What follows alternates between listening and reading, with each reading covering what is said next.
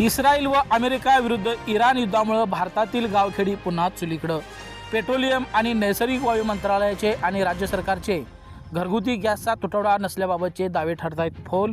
घरगुती वापराच्या गॅस सिलेंडरसाठी ग्रामीण भागासाठी 45 दिवसाच्या अटीमुळं ग्रामीण भागात गॅस पुरवठा कंपन्या आणि प्रशासनाविरोधात संतापाची लाट. गॅसच्या काळ्या बाजाराला ऊत.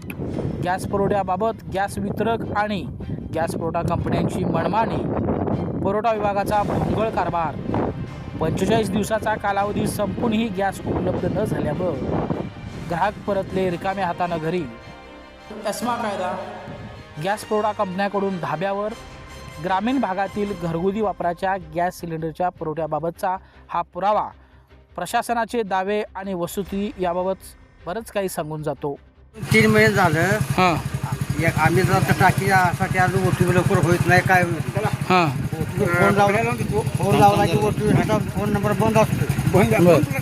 तुम्ही कधी पहिला यापूर्वी कधी घेतली टाकी? हे 11 घेतले टाकी. 11 घेतली. तुम्हाला ओ टी पी आला का नाही? आता काल परवा ओटीपी आलाय मला. बरं, मग ओ टी पी आल्यानंतर तुम्हाला बुकिंग गॅस मिळाला? हा तर सोमवारी म्हणून सांगा. सोमवारी. बरं, काय म्हणून सांगितलं गॅस उपलब्ध नाही? शिल्लक नाही माझ्या. बरं, मग आता डबलचं गॅस आहे का तुमचं? हा डबलचं आहे का गॅस? डबल नाही.